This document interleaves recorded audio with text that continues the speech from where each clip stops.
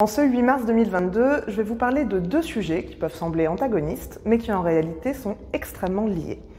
Les droits des femmes et la police.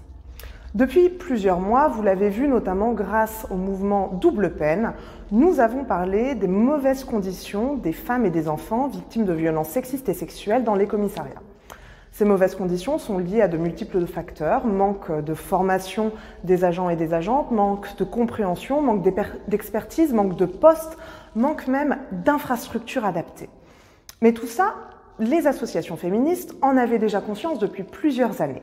Dès 2018, le Centre Bertine Auclair, centre de ressources francilien pour l'égalité femmes-hommes, avait fait une commande pour un rapport sur l'accueil des femmes et des enfants victimes de violences sexistes et sexuelles dans les commissariats parisiens.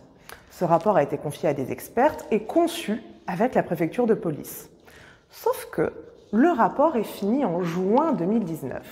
Mais entre-temps, Didier Lallement est devenu préfet de police de Paris. Et à ce moment-là, nous n'entendons plus parler de ce rapport. Ce rapport, ils ont essayé de le jeter aux oubliettes et malgré nos demandes depuis le début de ce mandat, nous n'avions jamais obtenu de réponse de la préfecture de police de Paris. Jusqu'au jour où une rédaction s'en empare. La rédactrice en chef de Cosette pose la question elle aussi, fait un article sur ce fameux rapport. Et là, grande surprise mais grande joie, elle obtient une première réponse de la préfecture de police alors que nous, conseillères de Paris, n'avions jamais obtenu de réponse. Quelques semaines plus tard, nous découvrons par le plus grand des hasards que la synthèse du rapport a enfin été publiée. Et on comprend bien pourquoi ce rapport a voulu être jeté et laissé au placard.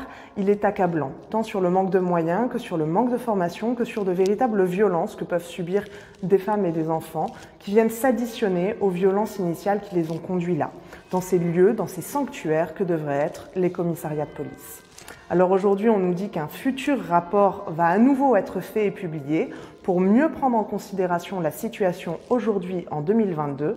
On compte sur vous pour continuer à faire monter ce sujet, pour continuer à témoigner, pour continuer à réclamer de meilleures conditions. Cela aidera autant les agents et les agentes qui travaillent dans ces commissariats que bien entendu les femmes et les enfants qui cherchent à témoigner et à être accompagnés, et finalement l'ensemble des citoyens et des citoyennes pour que les droits des femmes continuent de progresser en même temps que le service public.